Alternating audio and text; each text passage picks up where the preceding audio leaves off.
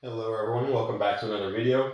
We're still in 5.1. This time we're simplifying nth roots still, but as you guys can see, they not only have numbers on the inside, they also have variables. So I gave you guys a few problems to try out just to make sure we understand this before we move on to the next topic.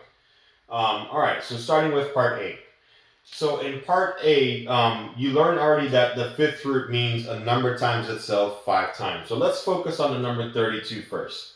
The fifth root of 32 is a number times itself 5 times that will give you the number 32. In this case, the answer is 2, because 2 times itself 5 times will give you 32. So we took care of that part.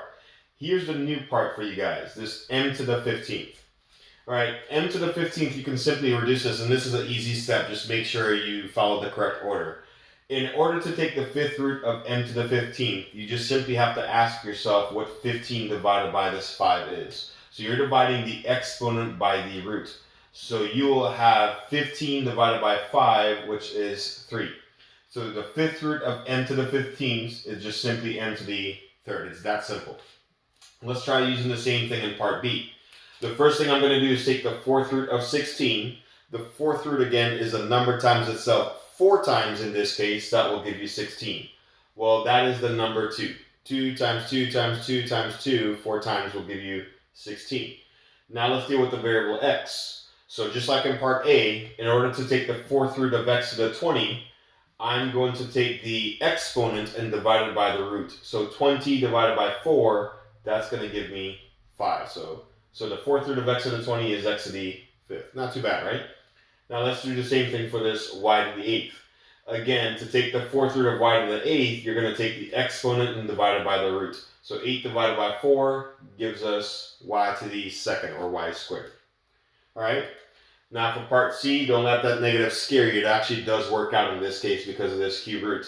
The cube root means a number times itself 3 times. That should give you negative 8. You know 2 times 2 times 2 isn't going to cut it because that gives you a positive 8.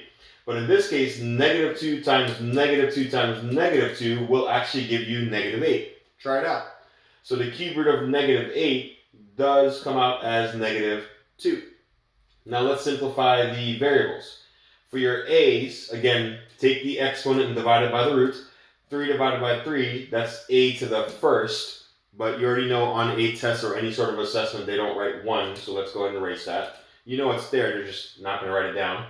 Now for your b variable, again, take the exponent and divide it by the root. So 9 divided by 3 is 3. So the cube root of b to the 9th is b to the 3rd power. Not too bad, right? Now I already know you guys are wondering, well, what happens when that division doesn't work out so nicely? So I actually made up 2 of my own because the book doesn't discuss that, but I wanted you guys to see what happens when that division doesn't work out perfectly. So let's start with part D. Let's take the cube root of 125 first. Again, cube root means a number times itself 3 times. That will give you 125. In this case, that is 5, because 5 times 5 times 5, 3 times, is 125. Now here we go. We are asked to simplify x to the 14th. We're taking the cube root of x to the 14th. Now, 3 doesn't go into 14 nicely, does it? It doesn't work out perfectly like the first 3 did. So here's what I have to ask you guys, and this is how it's going to work. Let me write some more room over here. How many times does 3 go into 14 without going over? Well, let's see. I know 4 times 3 is 12. Didn't go over. But 5 times 3 is 15. That's too much. So 5 is too much. So at most, 3 goes into 14 4 times, right? That means 4 x's come out. But there's going to be some remainder, some leftovers, isn't it? So 4 times 3 only gave us 12 x's. We had 14 in total. So my question is, how many are left over? So again, 4 times 3, that gives us 12 x's. But we had 14 total. That means you have a remainder of 2 x's. The remainder is what goes on the inside of your radical. Okay? Now let's try the same thing with the y's. 3 does not go into 7 perfectly, so you have to ask yourself, well, how many times does 3 go into 7 without going over? Well, let's see. 2 times 3 is 6. Didn't go over. But 3 times 3 is 9. That does go over. So at most, 3 goes into 7 twice. That means 2 y's come out. So y to the 2nd.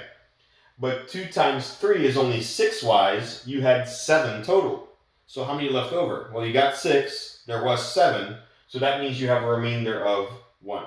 So this is how that problem works when these exponents don't divide out perfectly. Let's try it one more time in part E. You're asked to take the square root. And in previous videos, we discussed that the square root actually has a 2 on the outside. So whenever you don't see a radical, or I'm sorry, a root, automatically assume it's 2. Square root has the number 2. So the square root of 25, I know you guys know that it's 5.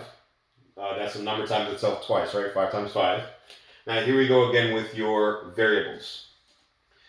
2 does not go into 5 perfectly. So how many times does 2 go into 5 without going over? Well, 2 times 2 is 4, didn't go over. 3 times 2, however, is 6, that does go over. So at most, 2 goes into 5 twice, right? That means 2 m's come out as an m to the second. But 2 times 2 only gives me 4 m's. You need a total of 5 m's. That means there was 1 left over. You can write m to the first. Just remember that on any sort of test or assessment, they're not going to write that 1. And now for the n, again, 2 doesn't go in 11 perfectly. So what's the most amount of times 2 can go into 11 without going over? Well, 4 times 2 is 8. Okay, that's below. 5 times 2 is 10, even closer. 6 times 2 is 12, that's too much. So the closest we can get to 11, the closest 2 goes into 11 is 5 times. So that means 5 n's come out as an n to the 5th. But 5 times 2 is only 10 n's. We had 11 n's total, so that means you have a remainder of 1. So whatever you have left over always goes on the inside of your radical. So just in case you guys see any of these on your worksheets or maybe even any upcoming tests. All right, we'll see you guys in the next video. That's all we have for this one.